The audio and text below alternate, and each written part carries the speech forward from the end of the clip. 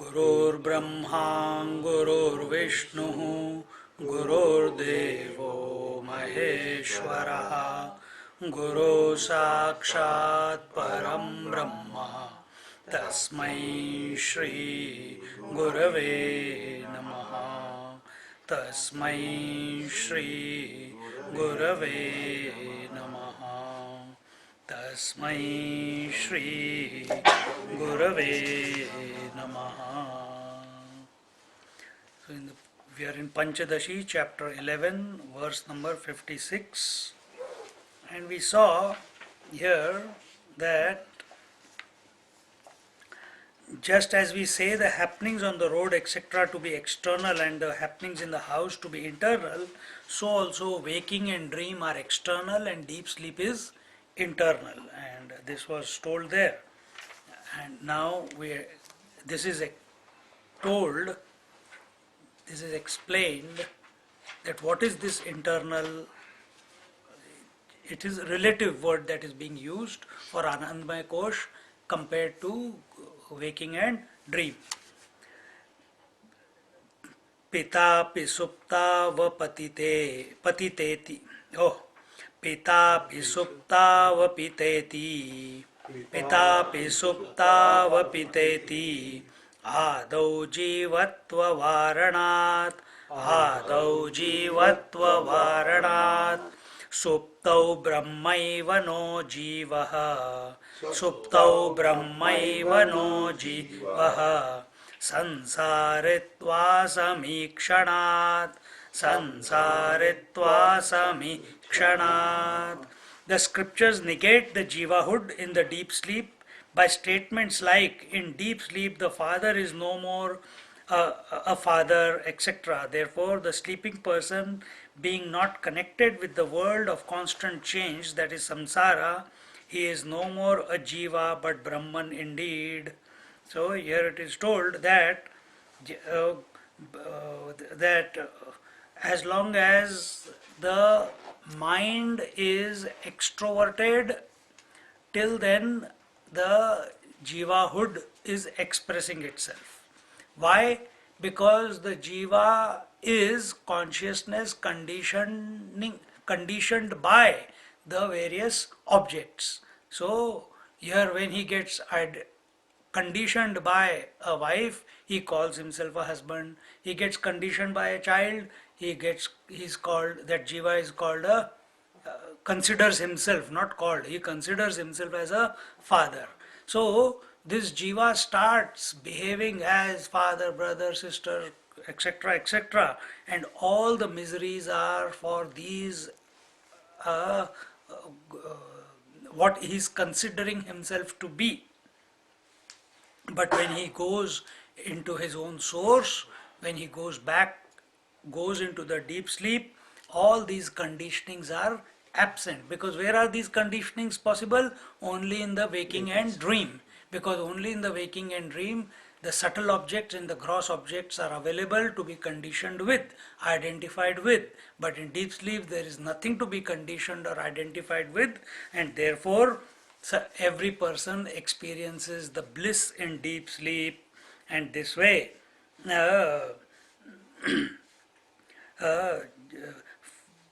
in deep sleep there is total freedom from all conditionings of jivahood, fatherhood, motherhood, etc. Supto Brahma eva no jiva. In deep sleep, jiva is not a jiva, he is Brahman himself. Why? Because jiva is possible, jivahood is only possible when there is conditioning. If there is no conditioning, can jiva be jiva? Can jiva be jiva if there is no conditioning? Not possible. See? Whom do we say is a jiva? What are the two definitions for him? He is a doer and an enjoyer, isn't it? That's how he expresses in life. In you, jivahood, individuality expresses as doership and enjoyership. Where do you express the doership? Only in the waking and the dream. Where do you express enjoyership? Deep sleep, but also some aspects of that enjoyership are experienced in the waking and dream when some desire is experienced, because deep sleep or that enjoyership is the substratum. He's searching that enjoyment and therefore he is prompted to act in life, either in dream or in waking. Yeah. You just said that if when you're in deep sleep, you are Brahman itself. You I are, didn't say that. no, it's Scripture the, said. yeah. So how does that? How does So let's see how it unfolds. I don't know. Let's see. how does it become the enjoyer also? No, let's see how it unfolds. So the jiva is one with his own essential nature. So in deep sleep, jiva falls back into himself. How? The more if you are looking at your wife, immediately the husband comes up. The next moment your daughter comes, immediately the father comes up. But for father to come out or express himself, that husbandhood has to go back somewhere. Where does it go back? From wherever it came from. That itself is an action. But it came from somewhere, no? What was the substratum for it? Brahman. This individual. So out of you only that fatherhood came. It got absorbed back in an instant of a second, and immediately it was replaced by fatherhood. See? Can you be a father and a husband at the same time? If you slow down the whole process, no. But there is a feeling that I am all these roles at the same time, isn't it? And carrying that load of all the roles, that I am a father also, I am a son also, I am a daughter also, I am a husband also, I am a grandfather also, I am a in-law also, etc. etc. All these roles. But can you play all the roles at the same time? Not possible. Only one role at a time. And you get, so really speaking, just like knower, known and knowing, that makes a triputi, isn't it? Only one triputi is possible at a time. You cannot have continuous that I, the subject, and known, the object, and the mind or the intellect, the medium through which this knowledge is taking place. This union or this equation is possible with the I and one object and the mind. This is possible only once. And then the whole equation goes and dies itself. Then the next equation, I, this object, and the thought of that object, is the second equation. Then it goes away. Because it is happening at such a great speed, there is a feeling that this I is continuous. This imaginary continuity of the I is the jivahood. Imagine it, because this jiva is who? The same consciousness, the same I, but accepting the conditioning of the world that it is relating to or making contact with. The snake on the rope or the blueness of the sky are not real. Similarly, this fatherhood, the motherhood, etc., are also not real. Also, the reflection of the consciousness is not real. Also, the reflection of consciousness. Where does the reflection of consciousness take place? In the intellect. That is also not real. It is only in reflection. Will you say the reflection in the mirror of your face is real? No, you know you are the real.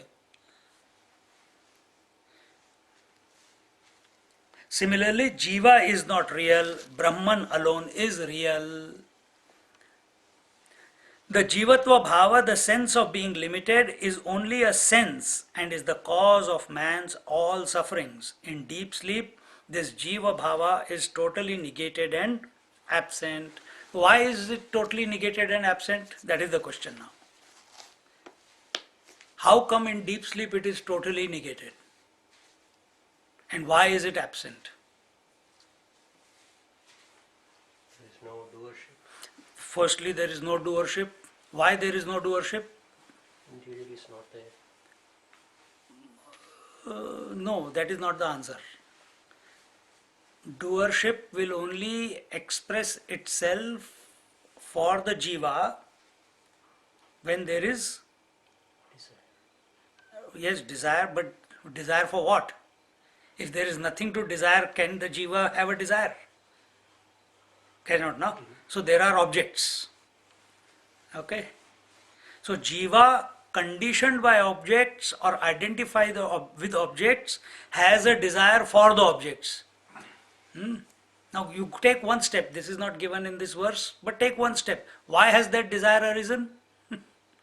Incomplete. Because this bliss that it is experiencing, which is not other than Brahman, but let's leave the Brahman out for the moment. This bliss that it is his essential nature, because he is ignorant of his own essential bliss, he is seeking it out somewhere. And where does he seek it out? In the dream or in the waking world. How does he seek it out? By identifying with the various objects. Then what does he do? That if I have that object, if I have that person, if I have that situation, if I have this experience, then I'll be happy. And this is the cycle that, or the trap that he has built for himself. But what is the root cause that he is going out and he has created the conditionings for himself to be trapped by? The sense of incompleteness, the sense of ignorance of his own essential nature. So even though he is experiencing bliss in deep sleep, but he is ignorant about it. And why do we say that? That will come in the next few verses. The mind is illumined by the self. Mind is Illumined by the self. Initial- consciousness. okay. Then because consciousness, the substrate item, is the nature of it is Satchitananda. Satchidananda. So it is influence of mind that it is a longing for that, for the state, isn't it? Who? For the mind. The mind is longing for the state of Satchidananda. That's right. Yes. So it is seeking outside for that Because it doesn't know that its nature is Satchidananda. Satchidananda. Because can mind be without the self? No, it can't. Can the wave be without water? No. Similarly, the mind cannot be without The self, Yeah. without the reality, without the consciousness. Right, Mind is nothing but thoughts on the surface of the consciousness. Right. Exactly. Yeah. So it is because it is not able to see its own source, so which is of the nature of Ananda, it seeks Ananda outside. And how does it seek? This is not a topic here, but just for our benefit.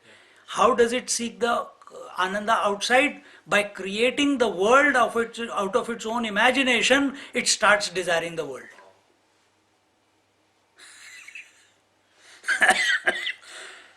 You did not create the world.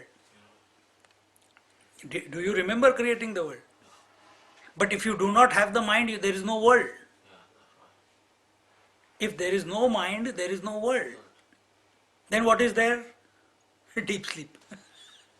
Continuous one. So only when mind comes into manifestation, there is expression of the world.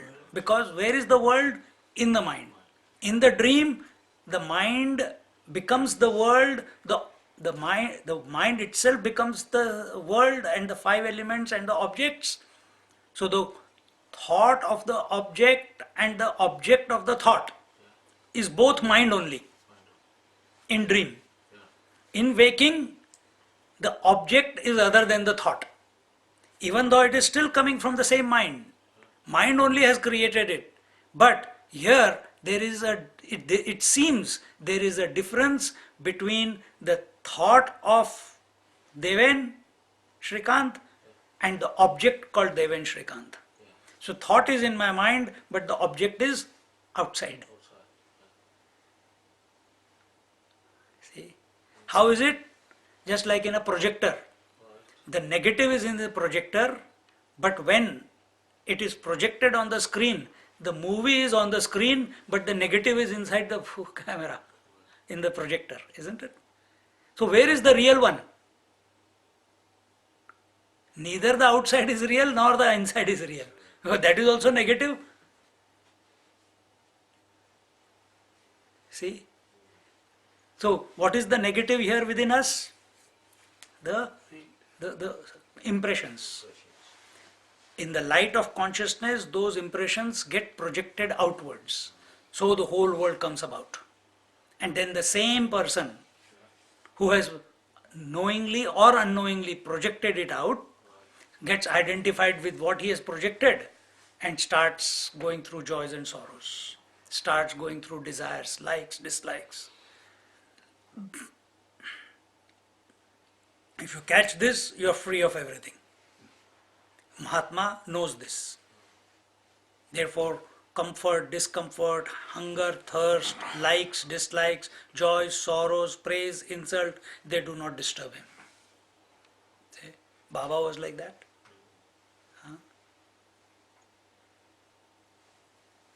Therefore, he could play with the nature. He could play with the space, air, fire, water, earth. He could make anything or break anything. It was a game's play for him. Isn't it? And you can even try hard, still nothing will manifest. Isn't it? So this understanding has this last point that we made, that is not given here at this moment because we are inquiring into the Ananda, but understand this is how it is. So we feel trapped by our own creation, by our own thoughts. See? Sansaritva asamikshanat. There is no conditioner of samsara for the jiva in deep sleep. Samsara is that where there is constant change born out of otherness. In deep sleep, since jiva bhava is absent, samsara can have no existence. Therefore, the jiva is one with his own essential nature called Brahma Atma Aikya Bodh. So, he is one with his own essential nature. Why is he one with his own essential nature? Because there is no sense of difference, there is no sense of otherness, there is nothing other than him. See?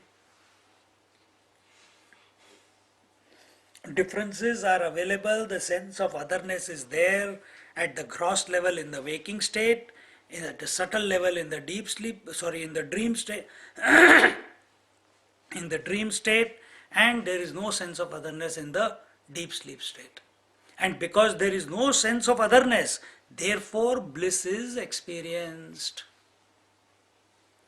The bliss becomes scattered as the number of conditionings increase.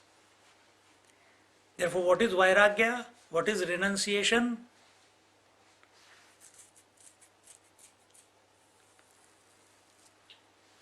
Unconditioned existence. Huh?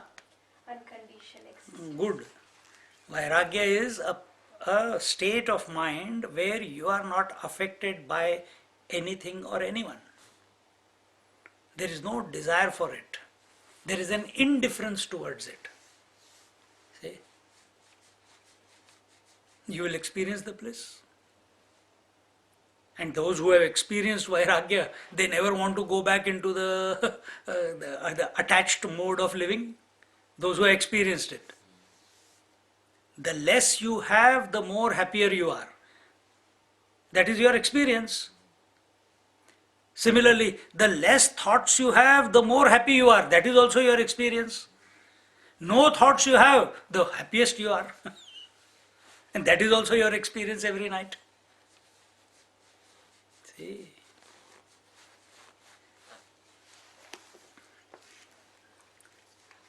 Swamiji continues, Petrutvad abhimano yaha पितृत्वादभिमानो यः सुखदुःखाकरः सहि सुखदुःखाकरः सहि तस्मिन्नपगते तीर्णः तस्मिन्नपगते तीर्णः सर्वान् शोकान् भवत्ययम् सर्वान् शोकान् भवत्ययम्.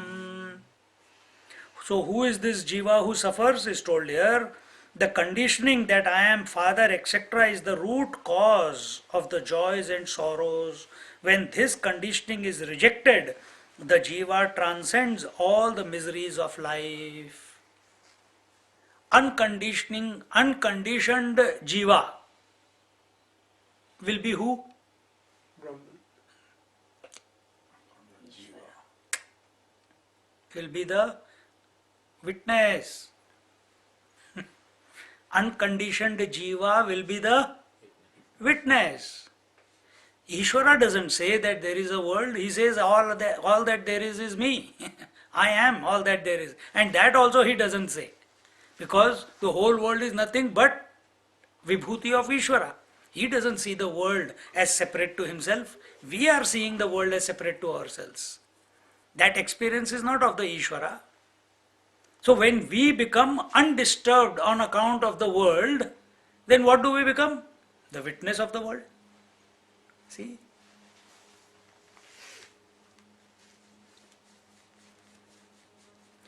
So the conditioning that I am the father, etc., is the root cause of the joys and sorrows. When this conditioning is rejected, the jiva transcends all the miseries of life. So, what is the storehouse of the miseries of life? All the various conditionings that you have taken on to be yourself. So, being a son, being a father, being a husband, being a all the various employee, boss, etc., etc., etc. Each role comes with its load of miseries. Each role comes with its load of responsibilities. The load of responsibilities. And you are continuously thinking, I have to do this, I have to do this, I have to remember his birthday, I will. And if you forget the birthday, someone will tell you, hey, you forgot my birthday. And then you feel guilty, I forgot the birthday. Then you feel, oh, to compensate that, then more activity. What? Go and buy a present, a bit more expensive one because I forgot. And this way we keep getting involved. Either we are trying to remember the various duties we have, various responsibilities we have to as the various roles, and we can't remember it, then we feel guilty about it, and we get caught up in the whole thing.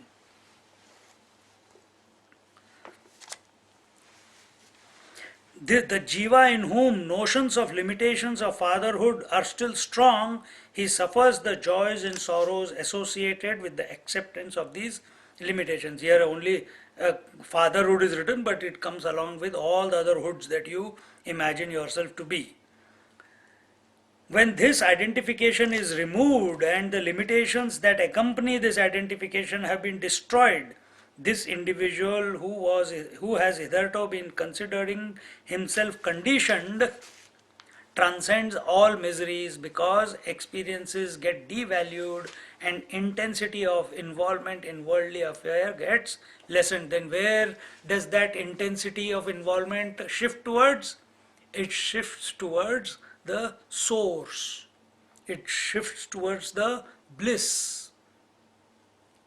Because that intensity is still there. Either it will be outside or it will be internalized. So if it is not allowed to go outside, then it will go inside. And he becomes single pointed on the sleep. Why? It is his experience. Every night he experiences the bliss.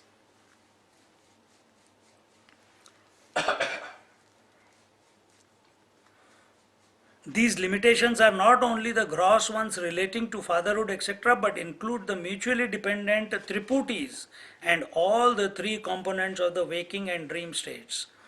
their limitations are rejected simultaneously. Through all these limitations, I alone is. Thus, one transcends the limitations and sorrows that result from them. I remains the same. Before I was attached to something, I know you, I want this, I know at 7:30 I have to reach the class. I know today I am not going to go to the class, I am going to listen it on the computer for those who are not here. So that I is relating to something, isn't it? Whether it is a person, whether it is a time, whether it is space, object, whether it is place, whether it is an experience, whether it is a memory, it is relating with something or the other. It is a concept, an idea, etc., etc. But when it rejects, when this I rejects all of them, is not disturbed by them, then I goes back to itself. I is independent. I is free. And when does joy express itself? When you are bound, when you are in a jail, or when you are free? When you are free. So what is the jail for the I? The conditionings that it, out of ignorance, it took it upon itself. And when it becomes free of all those conditionings, it feels free. And the more conditionings are dropped as it moves towards the sleep state, lesser and lesser and lesser and lesser and lesser and lesser, at that, with the same intensity that you are dropping the world, that intensity is replaced by the joy that you are experiencing of diving into the sleep. You are not dived yet, but you are feeling. That's why you are gone that way, in that direction. Now the teacher quotes from the Kaivalya Upanishad on these specific points. Sushupti kale sakale, sushupti kale sakale, viline tamasavruta, viline tamasavruta, sukharupamupaititi, sukharupamupaititi, brute hyatharvani shrutihi, brute hyatharvani shrutihi. So says the Atharvani Shruti, that is the Atharvana Veda. Brute means to speak or to say. What does it say? In deep sleep, when the waking and the dream states are absorbed, the jiva, under the covering of ignorance, attains his oneness with the bliss of Brahman. So declares the Kaivalya Upanishad of Atharva Veda. So it is not, before it was the statement by the teacher to the student, but now he is confirming that his statement is backed by the scriptures, the Kaivalya Upanishad. So in this way, the teacher is the deep sleep. What we just now spoke about, that when in the deep sleep, when the waking and the dream states are absorbed, they go back into their source. The deep sleep state is the state of Ignorance. equal to bliss. Equal to bliss. But Equal to bliss. Equal to incomplete knowledge. Equal to incomplete knowledge. So we use the terms bliss or deep sleep or ignorance or incomplete knowledge according to our convenience. What point we want to communicate. So, what is the source of waking and deep sleep? Ignorance, isn't it? Or deep sleep state. That is the source. So, where is the mind going back into? Jiva going back to? Back to its source. But why is it called the state of ignorance? In Amrut Anubhav we are seeing that there is no ignorance, state of ignorance. There is only Brahman. So why do we say that there is ignorance here? It will be interesting.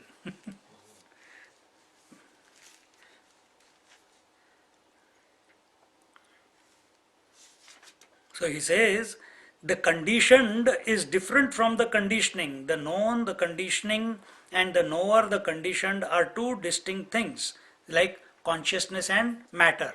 Consciousness is the con- conditioned, and the matter is the conditioning. The consciousness gets conditioned by matter. Okay? An inert object cannot get conditioned. Only a conscious principle can get conditioned. The knower can get conditioned by the known. The experiencer can get conditioned by the experienced. The subject can be conditioned by the object. Subject cannot be conditioned by the subject itself. It's not possible.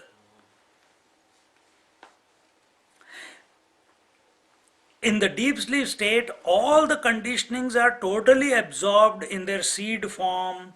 The five great elements are absorbed in the five senses. The five senses are absorbed in the mind. The mind is absorbed in the intellect, and the intellect in the Prakriti, which is absorbed in its own essential being called Brahmananda. This can become a meditation.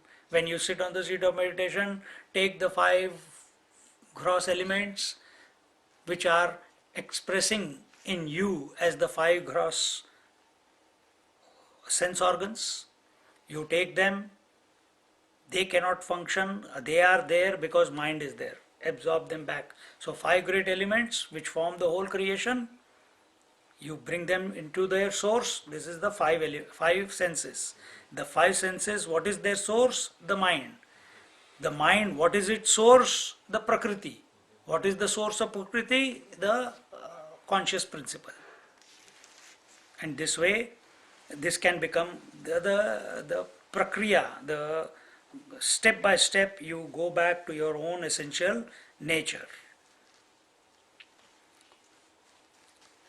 Three types of authorities are drawn upon in Vedantic Vichara: quotations from the scriptures, logic within the framework of the scriptures, and anubhuti, the personal direct experience. And therefore, what the teacher told just now before in verse in the previous verses, he is now authenticating it by quoting the Brihadaranyaka Upanishad. Now he is quoting the Kaivalya Upanishad, and afterwards he will quote something else. And then in between he will bring our attention to our own experience also. Accordingly, after quoting Shruti, the teacher now quotes Anubhuti, the experience.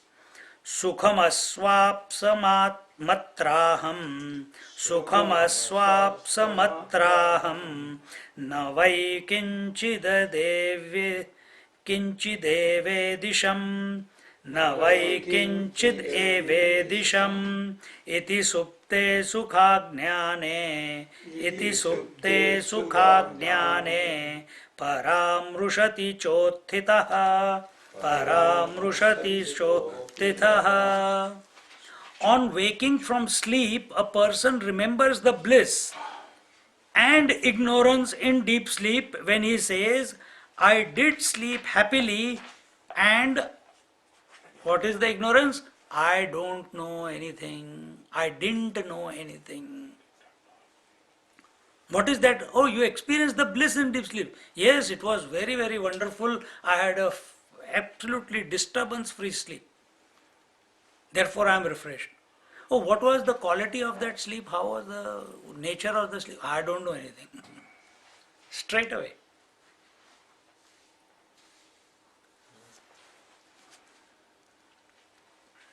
He who has woken up from the deep sleep says in deep sleep I had such a good, peaceful and refreshing experience, and I knew nothing. In this way, the man who has come out of the deep sleep recalls the dual experience of sukham as well as ignorance and not knowing anything during deep sleep. So two things he is experiencing. What is that? One is of the happiness, the bliss, and the second is that of ignorance. And therefore, that's the famous statement, ignorance is bliss, that has come.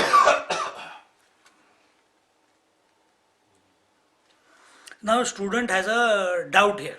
What does he say? the student immediately raises a doubt that in the scriptures or Nyaya Shastra, memory is not accepted as an authority for knowledge. That is why Smriti Granthas do not have the same level of authority as Shruti Granthas. What are Smriti Granthas? What are Smriti Granthas?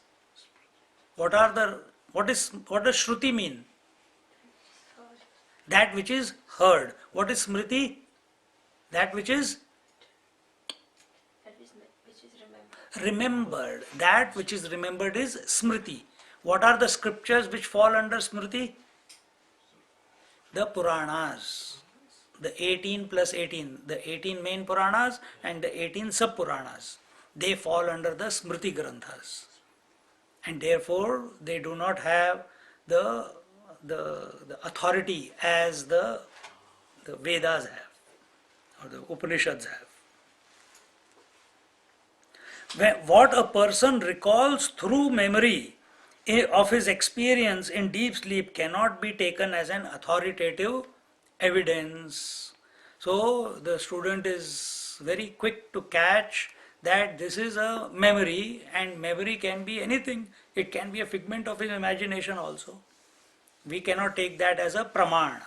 So now the teacher is nonplussed and he has to find other ways of convincing this fellow and putting in front of him a proper argument with proper examples so that this fellow is able to see what the teacher is seeing in this whole thing.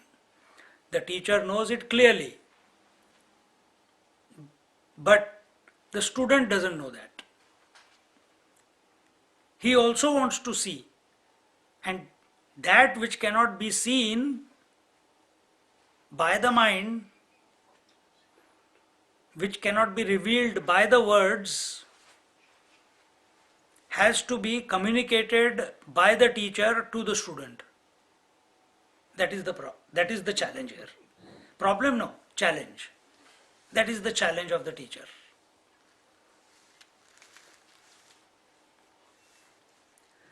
Paramarshonubhute stiti, paramarshonubhute stiti, आसीदनुभवस्तदा आसीदनुभवस्तदा चिदात्मत्वात् स्वतो भाति चिदात्मत्वात् स्वतो भाति सुखमज्ञानधीस्ततः सुखमज्ञानधीस्ततः. The memory is of the earlier experience alone. Therefore, in deep sleep, the experience of bliss certainly was. This bliss, being conscious, is revealed. It revealed itself. By this self-illumined bliss alone, the experience of ignorance took place.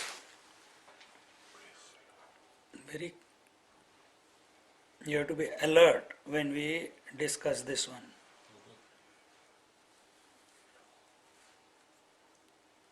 That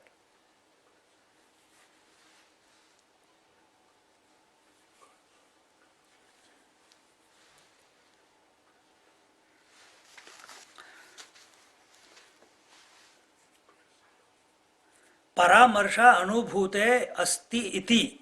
This knowledge derived from memory is definitely preceded by experience. If it was not experienced, could you have talked about that last night I had a good sleep? If you have not experienced it, could you speak about it? No. So it is experienced. Therefore, it is coming under the definition of anubhuti, of experience. Because the law of memory is that the experiencer and rememberer are one and the same. No one can remember someone else's experience.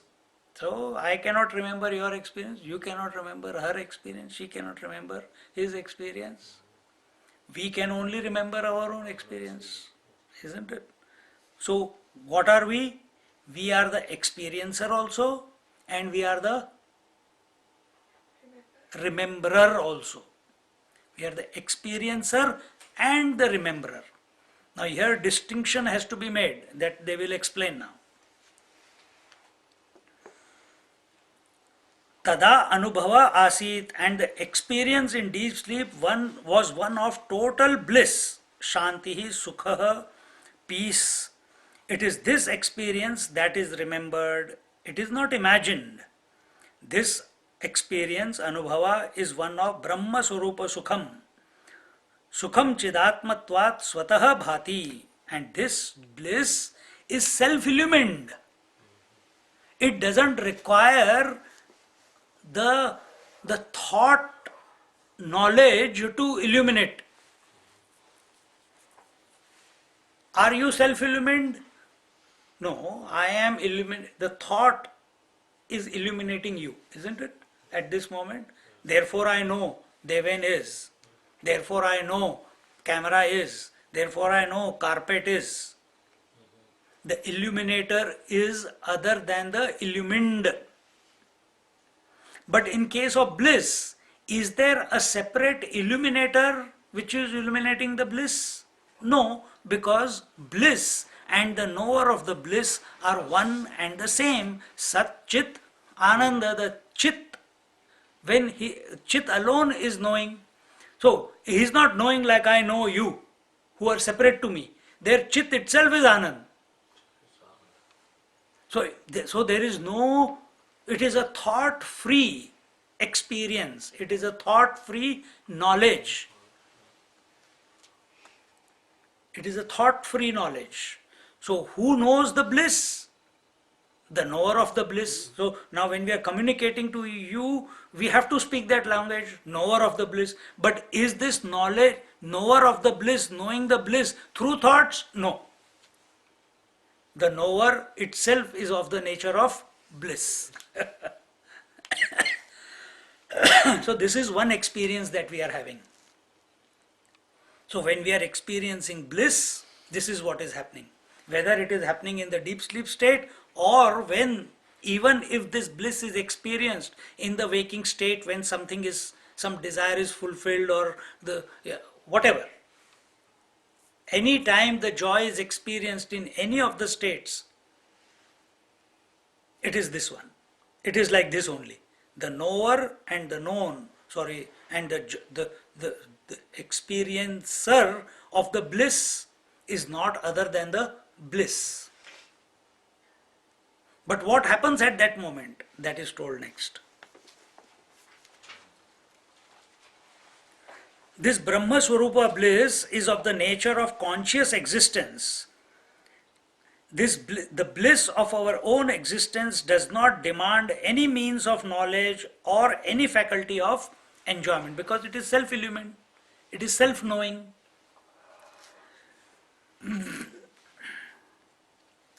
If it requires any means of knowledge,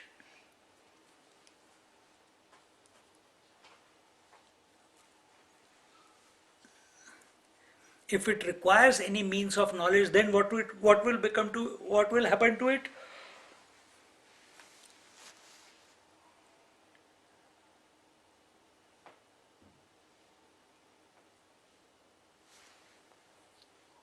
Then what will happen to it? It becomes other than knowledge. But can bliss be other than knowledge? No. This is the situation we are stuck in now. So whether you gain bliss from your child, bliss from your partner, bliss from eating food, the contentment, the peace, the sukham that we are talking about, it's always the same quality. The knower of the bliss and the known bliss are one and the same. There is no thought at that moment when the joy is experienced. Then why we call it intermittent joy and the deep sleep joy as more lasting joy? Because it is lasting for a long period of time. In the waking world, it is lasting for 1 second, and very next moment you want another desire to be fulfilled. And in a realized master, it is permanent, not even on a daily basis. It is permanent. Because he is established in his own essential nature, and that nature is, he is conscious of his existence and he is conscious of his own nature of bliss. So therefore he doesn't seek any fulfillment from anything. Neither running towards anything to fulfill him or running away from anything to fulfill him. No. He is complete as he is.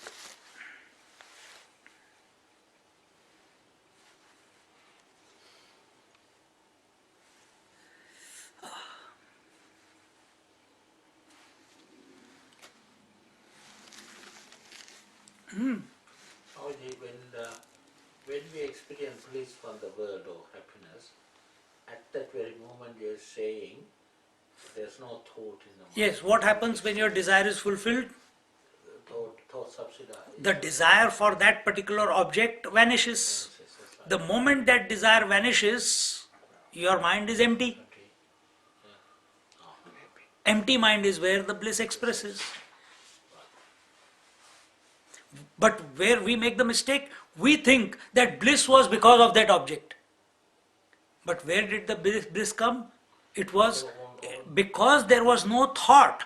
Therefore that bliss expressed, that joy expressed, because there was no desire, because there was no thought in our mind. So what is samadhi? Thought-free mind and you are conscious is samadhi. See? The quality of the place experience from the other one, I know it is for a shorter period. The other one, realized masters have it all the time. But when during that short period, how it is perceived or the happiness given is the same as bliss that comes. The quality of the happiness when a desire is fulfilled, the basis, the nature of happiness, or of the deep sleep or of a realized master is exactly the same. Bliss cannot be three different types. It is one alone. Then what is the difference? A short time period. Correct. This is finite. This is it is lasting for few hours, and in a realized master permanently. Yeah. Because the source is the same, isn't it? And therefore that bliss, when we use the word bliss, it is the nature of the Mahatma. But when we call this, when a desire is fulfilled, we don't call it bliss. We call it happiness or joy. Just to differentiate that this is finite and that is infinite. This is temporary and that is permanent. It can't be different because the source is the same. The same, exactly. So the source is not the outside world which is making you happy.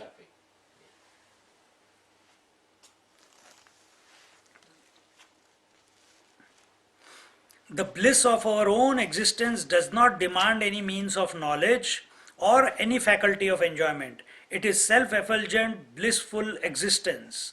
Therefore, it also illumines the ignorance, that is, the total absence of experiences and problems of the dream and the waking state. So, this self, which is of the nature of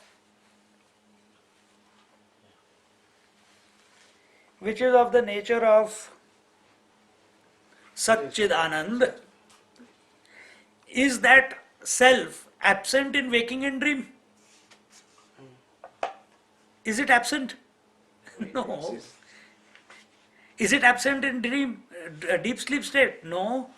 So in deep sleep state, we say ignorance is bliss, but that is our mistake. The bliss that is experienced is by the self alone. It's a thought free. We are the experiencer, and our nature itself is of the bliss, and that's what was there. And it was our direct experience. This is called aparoksha anubhuti. There is no means in between. There is no object, there is no experience, there is no knower, known, nothing. It's just me and myself. See? But that self, that consciousness is at the same time, while it is experiencing the bliss, it is also illuminating what? That the mind is thought free. What is mind? What is mind? Bunch of thoughts. Bunch of thought, flow of thoughts, right? Give another definition of the mind. Conditioned consciousness. Mind is Good. Conditioned consciousness. Conditioned by what? By thoughts. By thoughts. So consciousness with thoughts is called mind. Consciousness without thoughts is called, sorry, mind without thoughts is called consciousness, right? Now mind without thoughts has come about. Mind without thoughts has come about, but it has not come about for the intellect. It has not come about. It has happened. Because who gets absorbed into the deep sleep? Does the self get absorbed into the deep sleep? No, the self is always, whether there is waking, dream or deep sleep, the self is always. Then who is getting absorbed? The waker and the dreamer, isn't it? And waker and the dreamer are expressing where? In the Vijnanamaya Kosh, in the intellect. The reflected consciousness is expressing as the waker and the dreamer, and they get absorbed. So who gets absorbed? The Vijnanamaya Kosh starts getting absorbed. So for whom is this ignorance? Not for the self. Because self does not say anything. Self does not say anything. It doesn't say that I am happy or I am sad, or it has never needed any reason to speak because it is complete. Then who speaks? The Vijnanamaya Kosh. And what was the last thought before Vijnanamaya Kosh got absorbed? What was the last thought before Vijnanamaya Kosh got absorbed? I am entering into sleep. I want to go to sleep. I am sleeping. I am just getting gone. So the last thought is that of sleep. And it gets absorbed. The Vijnanamaya Kosh is what? I thought, so the subject and the object interacting with each other, isn't it? I thought and that thought. Vijnanamaya Kosh comes about where I thought comes about, along with the that thought. And it gets absorbed. So when it comes out, Vijnanamaya Kosh says, "Arey Baba, I don't know where I was." The self is not saying that. Self doesn't need any thoughts to know or not know anything because it is complete. So it is the Vijnanamaya Kosh which is becoming unmanifest and becoming manifest. It is the Vijnanamaya Kosh which is getting absorbed into its source as if, and then coming out of, manifesting again out of the source. It is the Vijnanamaya Kosh which is dropping its hold over the whole world because that was the outside and now it has become internalized, so it is going back towards its source. Why? Because it is tired, it is exhausted, and it wants to rejuvenate itself. So it dives into its own nature. And what does it know? It's not diving into its own nature called the self, but it is diving into it knows over experience from childhood till today that if I go into sleep, I will be rejuvenated next day. Enough of this whole daily rigmarole, now I want to rest. I'm tired. He's not even thinking that tomorrow I want to be fresh. He just wants to dive into sleep to rest. He's tired of thinking. And when it dives and loses itself in the deep sleep, he's still there, but in the seed form. Vijnanamaya Kosh is there, but still in the seed form. Vaikhari Madhyama Pashyanti. In Pashyanti, what is that? It is at the totality level, it is like the Hiranyagarbha. The seed is full, but the root and shoot have not come out. The I thought and the that thought has not come about. So the potential for the waker and the dreamer with their waking world and the dream world is there, but it is not manifesting. So the Vijnanamaya Kosh has gone back into its seed form, and therefore it does not know anything. And it is the Vijnanmaya Kosh which is saying, I don't know. And what is the source of Vijnanmaya Kosh? The self. Is the I, the reflected I, which is expressing as the I thought, and the original I, are they of the nature of Satchidanand? Yes, they are of the same nature.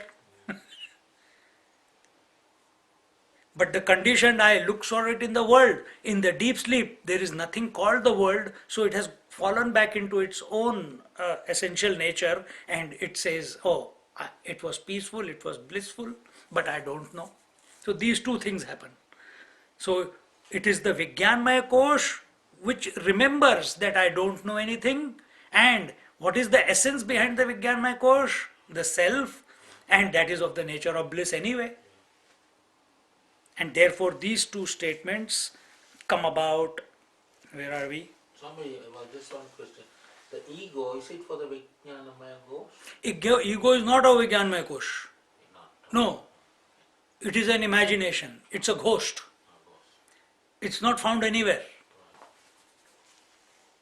Ego is not found anywhere. Last week I gave the example of the what do you call, the sparkler. Right, okay. You rotate the sparkler, you will see an imaginary circle. Okay. Is there? Right. You see it, but is it there? No. Similarly, the subject and the object, this triputi is forming one after the other so fast that there is a seeming entity created which says all these objects are mine. I am related to these objects. What about ahankara? Is it for the Huh? ahankara? Ahankar is different. Ahankara. It is a principle. Okay. Ahankar is a principle.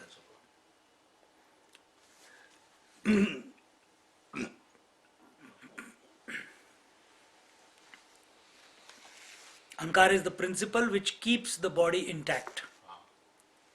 Ego is the one, Ahankar never becomes miserable. Ego becomes miserable. Jiva becomes miserable. Ahankar doesn't become miserable. The Ahankar in me, the Ahankar in you, the Ahankar in her, him, her, everyone is the same, including the animals and the plants. It's the manifestation.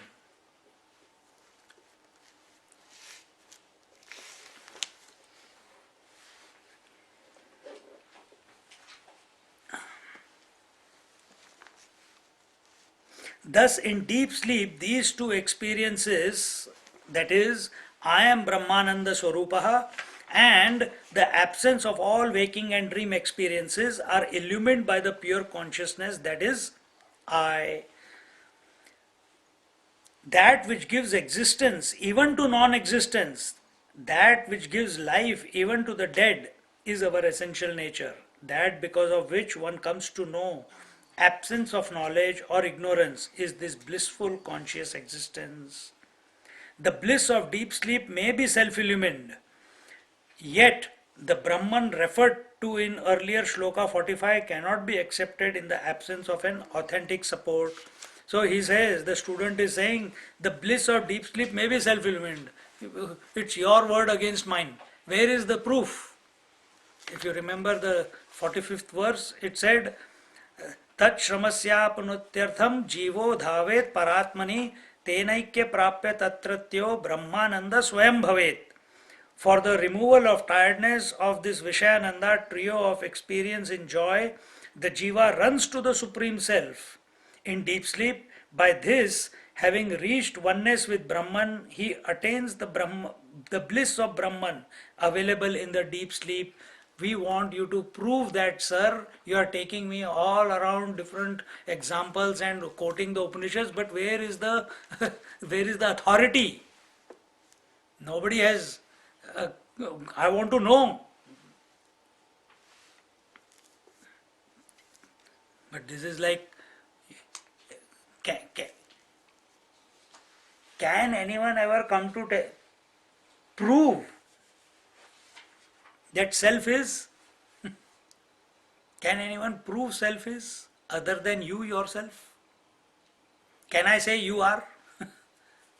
Which you are am I talking about? I am talking about the body, or I am talking the Mini who is wife of Shri Kumar, or am I talking about the mother of Anita? Which you? But who you are essentially, I can never really come to know, isn't it? So each one, even scriptures cannot say, they are only indicating the truth through contradictions. But we have to come to catch, or not catch, be the self while we are going through these various contemplations. But the student wants a definitive answer. And therefore, teacher starts again. Brahma Vijnanamanandam, Brahma Vijnanamanandam, iti vajasane yinaha, patantyata swaprakasham, sukham brahmaiva netarat, Sukham Brahmaiva Netarat. The students of Brihadaranyaka Upanishad declare that the consciousness bliss is Brahman. Hence, the self-illumined bliss is Brahman indeed and nothing else. The bliss of deep sleep belongs to Anandamaya Kosh, and in the waking state it is remembered by the Vijnanamaya Kosha. How can it be accepted? Because the experience and memory must belong to the same. So the one who went into the deep sleep and who came out of, or the one who was the deep sleeper, or the one who was experiencing the bliss of the deep sleep, and the one who went into the deep sleep, are these two different people? They are not. You yourself went into deep sleep. You yourself experienced the bliss of the deep sleep. But now you make the distinction here. Who experienced directly? The self, not the individual. Not the individual. And who remembered? The Vijnanamaya Kosh, the I. Remembered. What did he remember? No. No. He remembered, I don't know anything.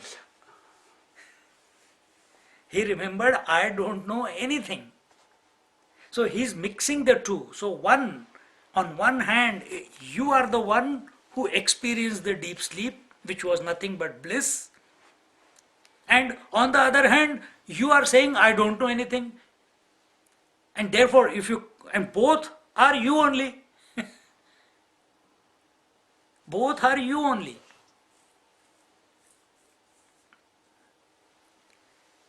The Atma also you are, the conscious self also you are, and the not knower of that, what took place, that also you are. So if you experience the bliss, then why don't you say that I know that I experience the bliss? But because Vijnanamaya Kosh cannot, because Vijnanamaya Kosh works on the sense of otherness. The I thought did not have an experience of bliss as separate to it, which it could experience. It could not. And therefore it comes with the conclusion that I don't know. Why it doesn't know? Because there is no thoughts. But what happens when there are no thoughts? What happens when there is no thought? We say sleep.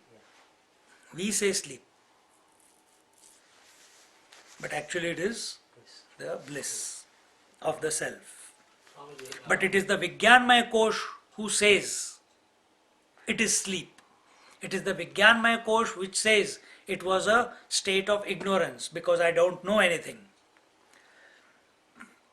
Right now, who's understanding and who's trying to work it out, who's logicalizing, who's trying to remember their yesterday's sleep when they got up in the morning.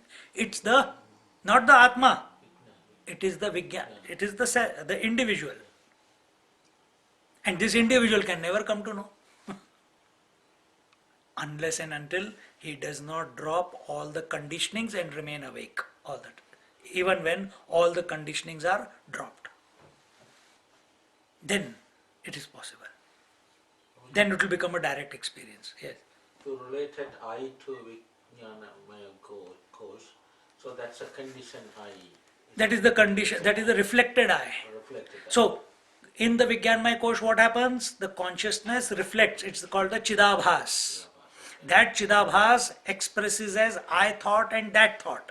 In the intellect is the I thought, and that thought is called the mind. We take all the thing as one mind, but if you want to distinguish even more deeply, then intellect is where the I thought is reflected, and mind is where that thought takes place. And this continuous play between the intellect and the mind this is one way of putting it. Another way of putting it is mind is the emotions, intellect is the decision making faculty. So there are different ways they put it. Just not because they want to prove that the mind or intellect is. How can you explain something which does not exist? That is the problem. So you have to create some story to get the point through, that's all. The doubt is answered in the following shloka. Yajnanam tatra linau, yajnanam tatra linau, tau vijnanamanomayau, tayor hi vilayavastha, nidrajnanam cha saivahi.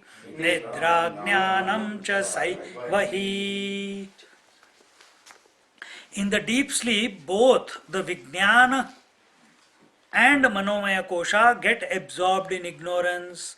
This state of their absorption in their cause, ignorance, is called sleep. And this sleep itself is indeed ignorance. This is from the understanding of who? From the understanding of the individual. The Manomaya and Vijnanmaya sheath are unmanifest in the state of ignorance. Therefore, in deep sleep, these two sheaths are in a latent state. That means they have not started manifesting yet. Potential is there. Potential is there. You know how it is like sometimes when you want to remember something, I know her name, I know. You know, but it's not coming out. Yes. It's just on the tip of my tongue. Just yesterday only I talked about, but it's not coming out. So the potential is there, but manifestation is not there. And that is the state of deep sleep state. This state of absorption.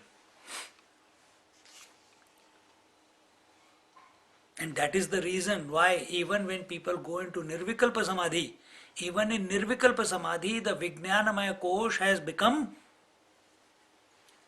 has gone into its latent state, but it has not become completely neutralized yet. And therefore a person comes back out of Nirvikalpa Samadhi again as an individual. Again as an individual. Maybe Sattvic, but he comes back out as an individual. He does not come out as a realized master. Then who is a realized master? He who has neutralized the entire Vijnanmaya Kosh and Manomaya Kosh. How? By grace. Not he can't do it. He can't do it. You have to keep doing the Nirvikalpa Samadhi, you have to keep contemplating on the self in this manner, and somewhere it will blast away everything. Blast away does not mean that it will remove everything, but it will make it important. It will make the thoughts important. They will be there, but they will not be able to condition you. They'll be there, but they will not be able to limit you. So the mind will be there, senses will be there, world will be there, but they are not able to limit or condition you. Why? Because what is your position now? What is your position now? All this I alone am. This is the position. So realized master sees all this, talks about all this, but he is not influenced by any one of them. He does not identify with anything. He does not take ownership of anything. He does not enjoy anything. People may see him enjoying and taking ownership, but he knows within himself whether is he the owner or the doer or the enjoyer or not. That only each person can come to know. Merely saying that I am not the doer and I am not the enjoyer is not enough. It must be it must be manifested in your mannerism, in your movement in this world, whether you are attached or not attached. Some indicators are given, like in the second chapter of the Bhagavad Gita. Indicators are given, last 17 verses. But they are not enough. Upanishads in the end say, we cannot dictate how a realized master, what should he do or what he should not do. But that does not, just as a precaution, then that does not become a license to behave any way you want. Because, see, very important, Ravana also knew all the Vedas. Ravana. But how did he behave? Hiranyakashipu, Hiranyaksha, in the Satyuga, how did they behave? But in Kali Yuga, we have Mahatmas like Shirdi Sai Baba, Mahatmas like Nityanand Maharaj, Mahatmas like Meera Bai, Kabir Das. Do you feel, or in present day, Ammachi or Baba, Satya Sai Baba, do you feel blessed when you are in their presence? Do you feel at peace when you are in their presence? Or do you feel agitated? Or do you feel like doing something more? Do they demand anything from you? See? Whereas, what did Shirdi Sai Baba ever say, please pray to me? Did Shirdi Sai Baba ever ask anyone anything? But if he did ask, he used to ask for money sometimes. But it was only to give it away again to other people. He used to help some poor people in the Shirdi village itself. And in that sense, when he used to take the money from them, it was as if he is taking their sins and purifying them. It was like that. I am also doing that. Give me $1,000. And what will we do? Put it back into our pocket. Let's go for a movie, take a first class ticket to India. Not like that. Not like that.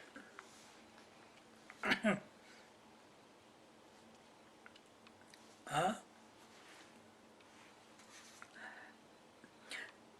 Therefore, in deep sleep, these two sheaths are in latent state, they merge in their cause only. That is why the memory is possible when one comes out of the deep sleep or state of ignorance. Who has gone into the cause? The Vijnanmaya Kosh and the Manomaya Kosh. And where does the memory take place? In the Vijnan and the Manomaya. In the mind. Mind has gone in the mind the memory takes place. And what is the memory that has taken place? I don't know anything. So the memory aspect, the remembrance aspect is in this mind which has become unmanifest, and the bliss aspect is of the self.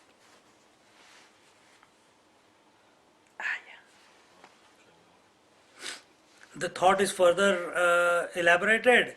Vilina ghrutavat paschat, Vilina ghrutavat paschat, Syad vijnanamayo ghanaha, Syad vijnanamayo ghanaha, Vilinavastha anandam, Vilinavastha ananda, Maya shabdena kathyate, Maya shabdena kathyate.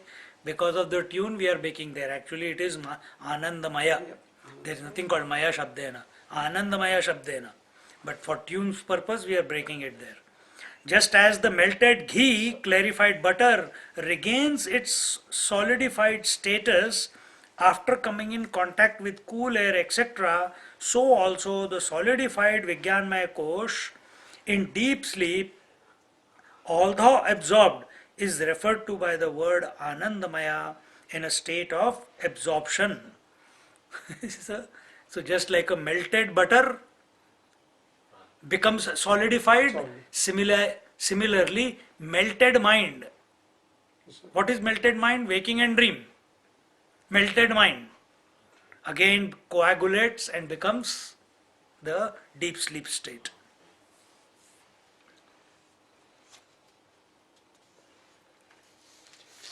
And in this way, the state in which the two koshas are latent, where the jiva identified with the Vijnanmaya kosha becomes as if unmanifest, is called Anandmaya kosha. So who is calling? From the Paramatma point of view, is there any Anandmaya kosha? From the self point of view, is there any Anandmaya kosha? From the self point of view, is there any Vijnanmaya kosh? From the self point of view, is there any Manomaya kosh? From the self point of view, is there any Pranamaya kosh? Any Annamaya kosh? From the self point of view, it alone is. It does not give any reality to all these koshas. So for who are these koshas? For the individual, correct. So individual has, when he looks at it, why am I not happy?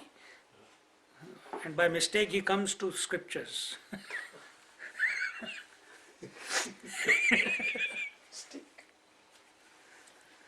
Or by grace, we should say. Even if he doesn't come to the scriptures, Shirdi Sai Baba did not come to any scriptures, Satya Sai Baba did not come to any scriptures, Neem Karoli Baba did not study any scriptures, Kabir Das did not study any scriptures, Mirabai did not study any scriptures, Surdas did not study any scriptures, Shirdi Sai Baba did not study any scriptures, Ammaji did not study any scriptures. How many I can count you? So many saints in Jnaneshwar Maharaj did not study any scriptures. Then how did they come to know? How did they come to know then if they never studied the scriptures? Because it is the essential nature. It is our essential nature. The closer we go to our own essence, what is our essence? Sat Chit Anand Swarup, its existence, consciousness and bliss. So first thing you come to recognize that I have never become absent. The more you come to abide in that state, I know that I have never become absent, that I am always existing. When you take that, immediately the result is bliss. And this knowingness, which is our essential nature, this knowledge, this consciousness means knowledge, it starts manifesting through this equipment. What is this equipment? Body, breath, mind and intellect. Through these four koshas, it starts expressing. And what happens in the Anandamaya Kosh? There is always bliss. So that knowledge which we are trying to understand through the scriptures, it naturally manifests out of them. And for them, you just tell them the verse and they'll give you a commentary. They don't need to know who has said anything or what has said anything. They're able to see through it. See? So where is the knowledge? Not in the books. It is within our own self. It is our essential nature. But because of our preconceived notions, because of our preconceived ideas, because of our doubts, because of our hypocrisy of life, that we are so, our mind is so cowed down that it is not able to expand.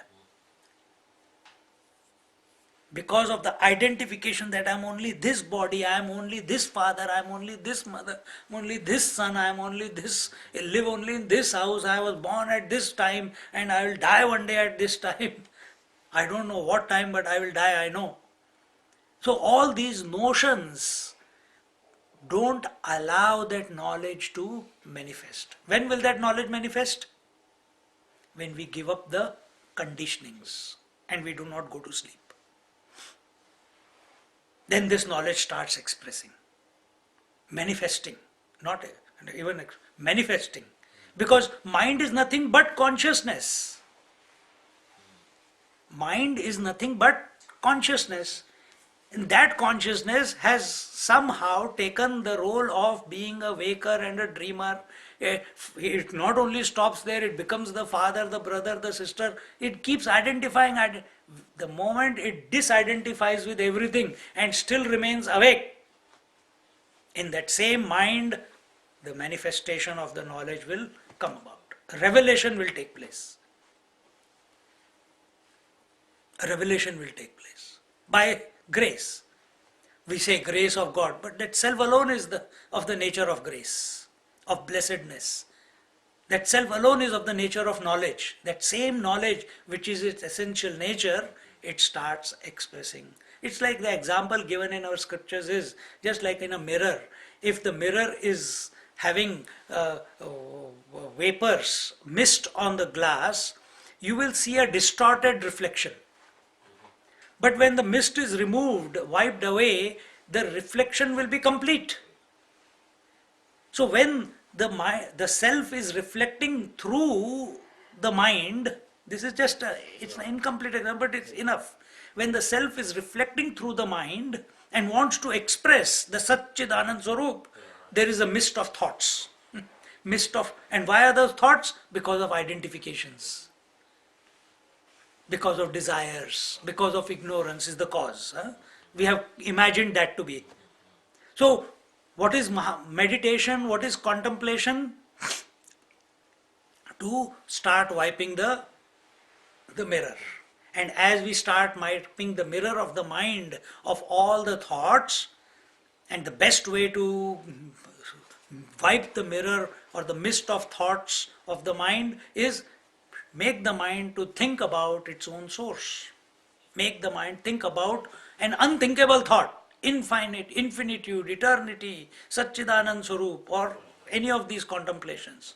Slowly, slowly, slowly, the quality of thoughts will change. Then you have already changed the direction of the thoughts from the world to the source. Then the quality will change. And as the quality becomes more and more sattvic, the more it becomes steady on the topic of the self, and continuously you are coming to know that self cannot be known through the thoughts, and this deep faith is there that yes, I am, but I cannot know myself as I am through the thoughts.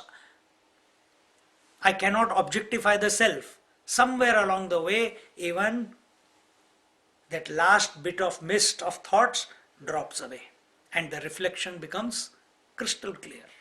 Then from that crystal clear mirror, then the knowledge that is your essential nature and the knowledge that is reflected in the mind, which is cleaned of all unwanted thoughts, will be as it is. That is the revelation, that is the manifestation of the divine will. Then it's no longer, it is you who is expressing. Then there is no owner, there is no doer, there is no enjoyer, there is no desirer, there is no experiencer. Then everything is just happening because the mirror is clear. There is no distorted image there.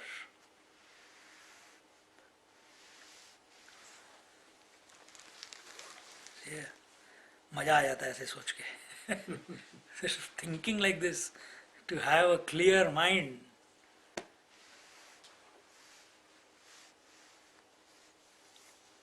Even to understand this is His blessings, the Lord's blessing. Understand this.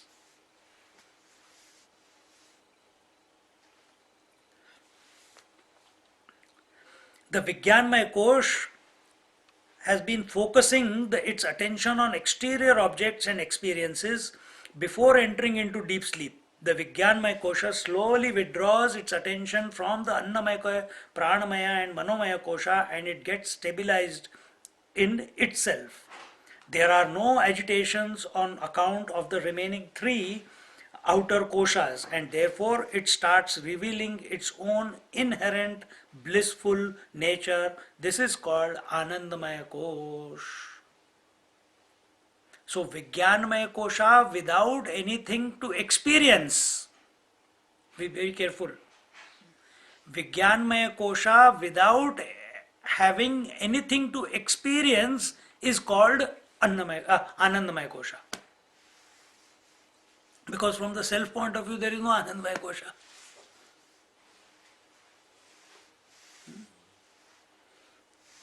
How does knowledge take place in you? Is it because of Anandamaya Kosha or because of Vijnanmaya Kosha? Knowledge takes place in the intellect, isn't it? So that intellect, when it has got nothing to know, is called Anandamaya Kosha. Just for the purpose, for the sequence, for that matter. Only they have brought that about. Yet, the Anandamaya Kosha is in the form of bhoga or being enjoyed. It is the intellect which is enjoying the bliss of no thoughts. See? But how can Vijnanmaya Kosha enjoy the bliss of no thought? It's a self-cancelling statement. Vijnanmaya Kosha enjoying if Vijnanmaya Kosha, if the subject has no thought to experience, then that subject becomes the self, isn't it? And this is where the little bit of what you call incompleteness in thought this is not given here. I feel, or maybe my limited understanding is coming to this conclusion, that Vijnanmaya Kosh, without anything to experience, falls into, is called Anandamaya Kosh. Before we said Anandamaya Kosh is where the individuality is not there, self alone is illuminating is the bliss, and the bliss alone is the self. So the consciousness is bliss and bliss is consciousness. Then where is Vijnanmaya Kosh in that sequence? That merged in the... It is merged into its... See, this is where the question is. This is where I am stuck. Not stuck, but I understand, but I am not able to express. But we are giving different terminology, like Vijnanamaya Kosha and the Aha! but it's all same. From self point of view, it is all same. Even while I am speaking, I am the self, essentially. And when I go to sleep, the self is continuing to be. Self is of the nature of bliss, but the Vijnanmaya Kosh is getting absorbed into its own source. What is its source? It doesn't know. It says, I don't know. It doesn't know what its source is. Therefore, when he gets up, he says, I don't know anything. but I was happy. So that unknown, that state of ignorance where it does not know anything, is called as Anandamaya Kosh. And therefore in Vedanta Shastra, Vedanta Paddhati, we do not go into Anandamaya Kosh. We bypass it. Don't give too much importance to it. Because in this Anandamaya Kosh, at the totality level, come all the gods. In the total Anandamaya Kosh, come all the gods and all the lokas. So we don't want to go into that. But if you follow different paths, this Anandamaya Kosh, because it's still a bhog. Why do you go into deep sleep every night? Because you want to enjoy the sleep. So there is still a sense of enjoyment there. We want to bypass this enjoyment. So, We want to recognize that this enjoyment is my essential nature. It is not an object to be enjoyed, which the individual is doing every night. It is going and enjoying and coming out. Yeah. so Anandamaya Kosh is not the ultimate No, source of bliss no, in Vedanta. no. Anandmaya Kosh, we don't even talk about it. Only here, because Anand is being taken it, we just bypass it. For analysis purpose, it is told Annamaya, Pranamaya, Manomaya, Vijnanmaya and Anandmaya, Panchakoshas. And this imaginary state of, or a non-existing state of ignorance, is the storehouse of vasanas, subconscious impressions. This state is called. But from pure Vedanta point of view, Shuddha Vedanta, we do not talk about vasanas also. We do not talk of vasanas. We do not talk of subconscious impressions. Because you cannot prove anything about it. Only at the gross level, yes, you can. And why that is told, why that thought is taken, because where has karma come from? So we give the value to the subconscious impressions. So I was just thinking that if Vijnanmaya Kosha says I don't know, that I don't know could be the state of nothingness. Absolutely, but nothingness is not a object. So that nothingness is, now you said Manomaya Kosha, could be Manomaya Kosha, No, which no. is equal to bliss. No, I was just telling my analysis. Say again. What I was telling is, when Vijnanmaya Kosha tells that I don't know, that I don't know could be taken as nothingness, but because Vedanta negates nothingness, so Vijnanmaya Kosha unifies with Manomaya. Manomaya is the thatness. Sorry, not Manomaya. Anandamaya. Anandmaya. So that Anandmaya is. So now you are considering Anandmaya is separate to Vijnanmaya. Because in the sequence, yes, it seems to be that way. But what they are saying here is, Vijnanmaya unmanifest is called Anandamaya. Vijnanmaya unmanifest is called Anandamaya. So it is that. Anandamaya manifest is called Vijnanmaya. Yeah, so it is that, because when Vijnanmaya says I don't know, that means it's not aware of. It is not aware of anything. Yeah, that's It's not aware of anything. anything, yeah. So it's unmanifest. But it knows that it was somewhere, but it doesn't know where. No, so. But I was how trying can to you? relate it But that way. but how can you know nothing? So that's why. And the therefore, Anandmaya and therefore in Vedanta, nothingness is not taken as as one of the so then why stages. can't they, why was Anandmaya bypassed in that case? Because Anandmaya is the next step. No, it is not. It is not a step. Or it is the. It is not a step. It is But the- because we experience it, the individual experiences so it. it has to merge with.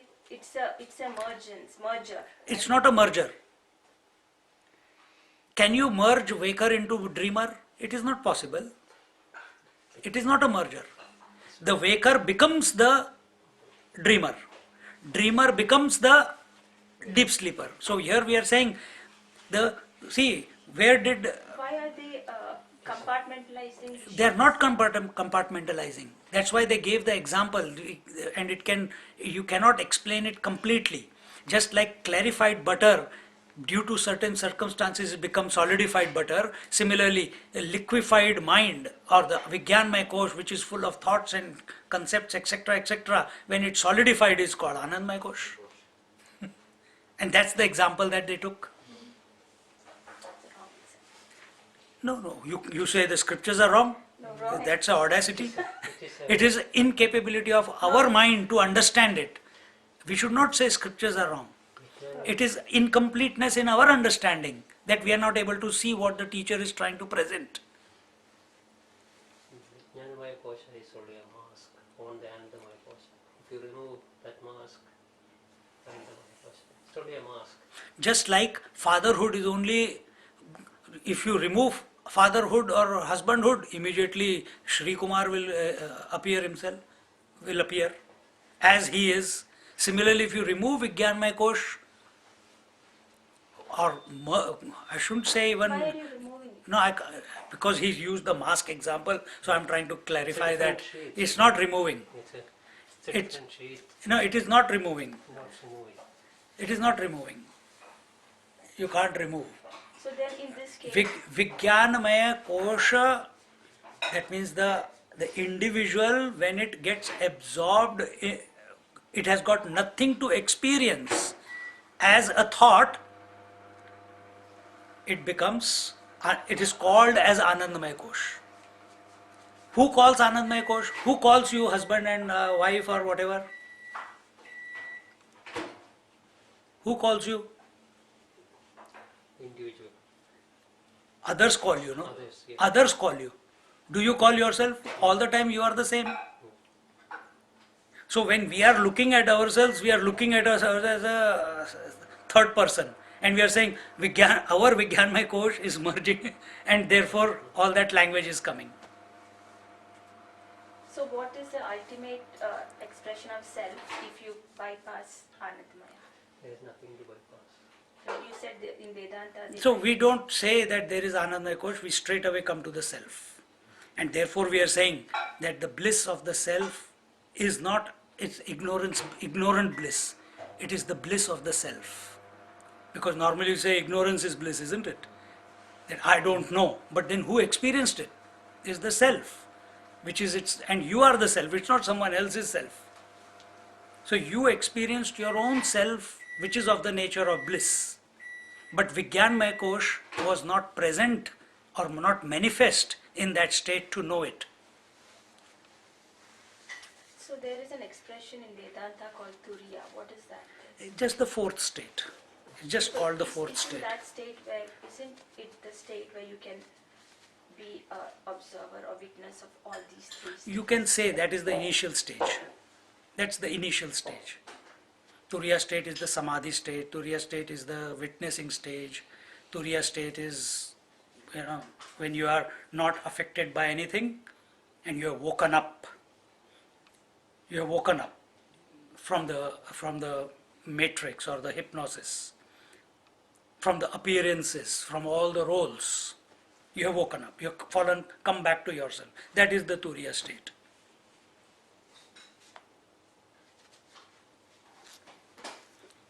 But that Turiya state is also called a state because we are talking about waking dream and deep sleep. Because we are saying about when we wake up from dream, we become a waker. When we wake up from deep sleep, we become a waker. Then what will happen when you wake up from waking? Therefore, what you wake up to is called the Turiya state. Because we are talking about three states. But there is no fourth state as such ki realization is a fourth state. Nothing like that. We'll come to it in our next class. Om Purnamada Purnamidam Purnaat Purnamudachyate Purnasya Purnamadaya Purnamevavashishyate Om Shanti Shanti Shanti Hari Om Shri Gurubhyo Namaha Hari Om. We have taken a bit extra time.